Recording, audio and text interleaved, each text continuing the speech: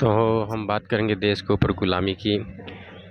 कुछ समय पहले फिजिकली लोग ग़ुलाम बनाते थे किसी देश को, आजकल डिजिटल ग़ुलाम बना रहे हैं। जैसे कि कुछ एप्स्टीन फाइल जैसा कुछ चीज़ें बना कर देश को ग़ुलाम बनाया जा रहा है, ठीक है। और इसके बारे में अच्छा से मैं बात करना चाहता हूँ पूरा। ऐसा क्या कमज़ोरी है कि इंडिया के ऊपर जो ट्रम्प है, अमेरिका का राष्ट्रपति, वो कुछ भी बोलता है, कुछ भी दबाव देता है और हमारे इंडिया से कोई जवाब उसको नहीं दिया जाता है, कड़क जवाब कि तुम होते कौन हो हमको बोलने वाला हमारे आज़ाद भारत को। लेकिन कभी कभी हम सोचते हैं कि हमारा इंडिया अब लगता है आज़ाद नहीं है, ग़ुलाम हो चुका है, डिजिटल ग़ुलाम हो चुका है। क्योंकि अमेरिका के ट्रम्प बार बार धमकी दे देता है, कोई चीज़ को धमका देता है, बोल देता है, और इधर से इंडिया से कोई जवाब नहीं दिया जाता है। क्या है इसका मतलब? क्या एप्स्टीन फाइल की ताकत है?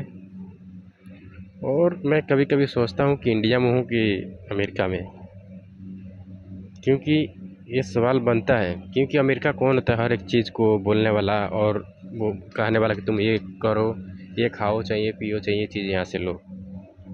अगर वो ये सब बोल रहा है और इंडिया के लोग ऐसा कर रहे हैं और इंडिया की सरकार ऐसा कर रहे थे, इसका मतलब ये साफ है कि ये मतलब देश गुलाम हो चुका है, डिजिटल बिक गया है देश।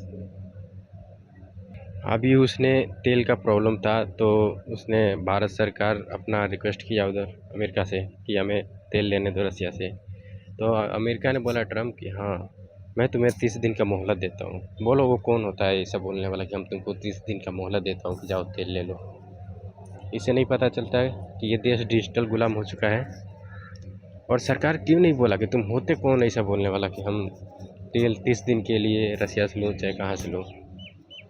क्या हमारे देश के कुछ अंधभक्त और पढ़े लिखे लोग इस पर थोड़ा जवाब दें?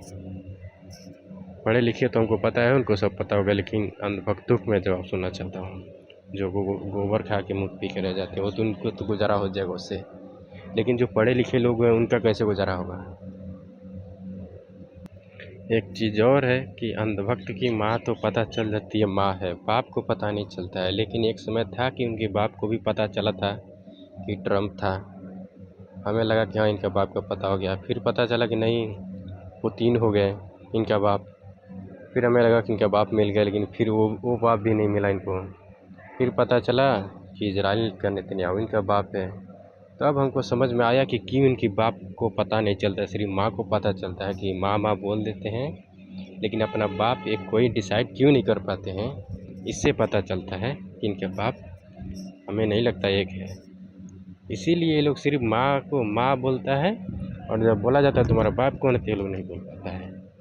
और हमारे भारत सरकार खुद ने जाकर इजराइल में बोला है, Israel is land fatherland, India is Motherland.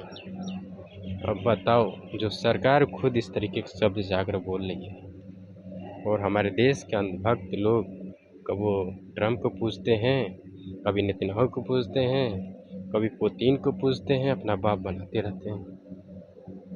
एक बात तो तय है कि भारत देश डिजिटल गुलाम हो चुका है, और वो उसका ताकत है एप्स्टीन फाइल, जिसकी वजह से भारत सरकार की किसी की आवाज़ नहीं निकल रही है। नहीं तो होता कौन है, कोई भी दूसरा देश आर्डर देने वाला कोई भी चीज़ की इंडिया के ऊपर कि तुम ऐसा करो वैसा करो।